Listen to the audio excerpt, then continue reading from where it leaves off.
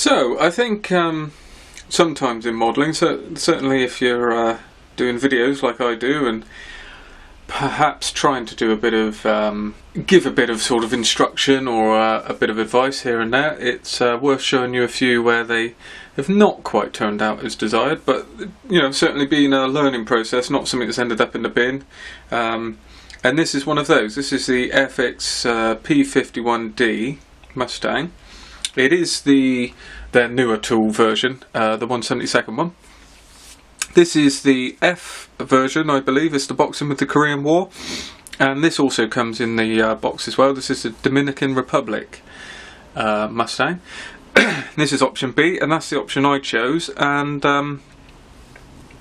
you know, we're talking about an £8 kit here, which is very nice, because from that £8 kit I went on quite a journey with this. You know, it's not just a model. I learnt quite a lot about the Mustang, and certainly post-war Mustang, so the service it was in after the war. Who knew? I didn't even know. I never even thought about the Dominican Republic Air Force, let alone whether they had Mustangs or any type of plane. So that was quite an interesting thing. Now, what actually went wrong with this one is nothing about the build. The build is what it is. I've built a few of these small Mustangs in the past. It was the paintwork, and this is when I started to realise with Mr. Hobby paints, so I've Guns paints, Mr. Colour's fine, which is part of Mr. Hobby, but it's the aqueous colours. So for instance, this is the actual paint in question. So it's this type of paint. I have quite an issue with this. So this is what I use for the brown, and the problem I find is drying times are an issue. And back when I did this one, which was about a year ago, I didn't realise about the drying times for a start, and I just went ahead as if I was using Tamiya, which is what I was using at the time.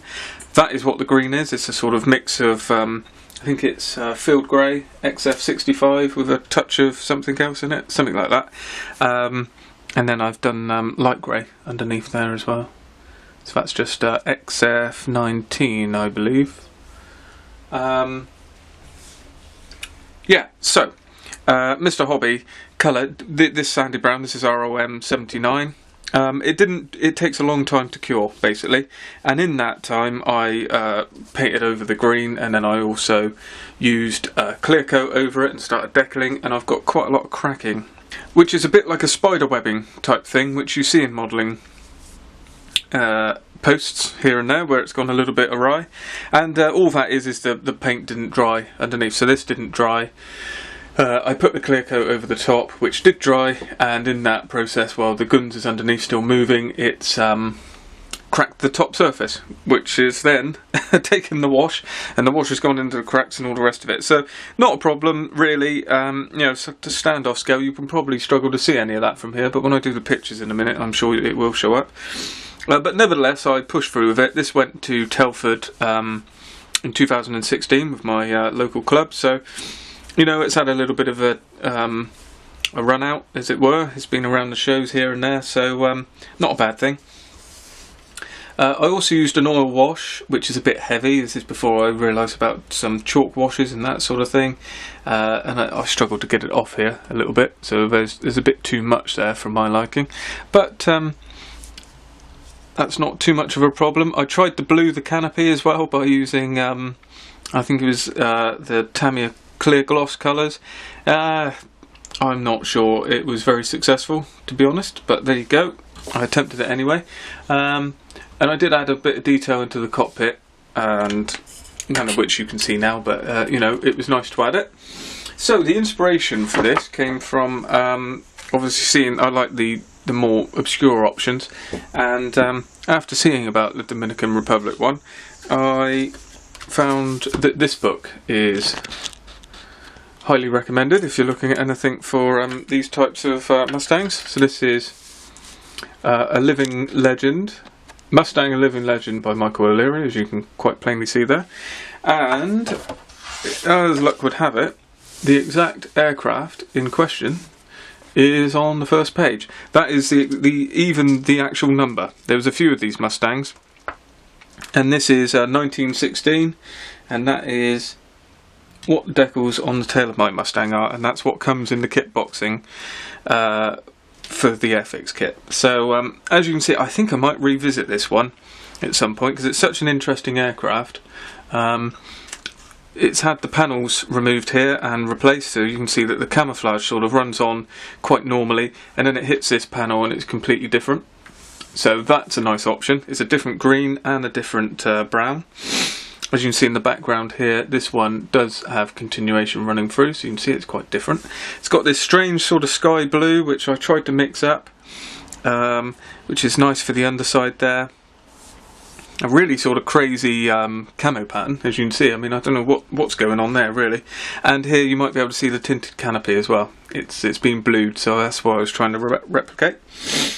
And on looking through this, I'll flip through this book a little bit to get to the Dominican Republic ones, because this does have a whole section on it. This book. Where are we? There we go. So it shows you there's the swan song, and the main point to the reason these Mustangs are interesting is this is the last operational Mustang ever, and it went right up to 1984. And the one I've done is went on even longer, I believe. It was the last one to be sold off. So I think they started selling them off in the 1980s to an American collector, but they actually retained 1916, and it was operational for quite some time after. So who knew that the Mustangs went on through that? And here you can see there's lots of different ones there. So you've got the numbers here, quite obvious: 1906, 1920. So it's a cracking book, this, for these types of Mustangs. You can see an in-flight one there where they've got 2 pilots in, and even a Dakota there as well. So you could do a whole fleet of these. I think the background here, this one's not, well, it is. You can see the panel shows it off. So that's 1916 there as well.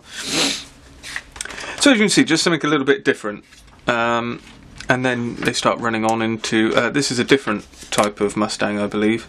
Canadian ones. And they've got the same sort of pattern, but the shark's mouth. So again, very nice. So that is that was the inspiration, and that's where I sort of took a bit more detail from it. But I believe, moreover than that, that this Mustang not only was the last operational Mustang, it also was a Second World War Mustang.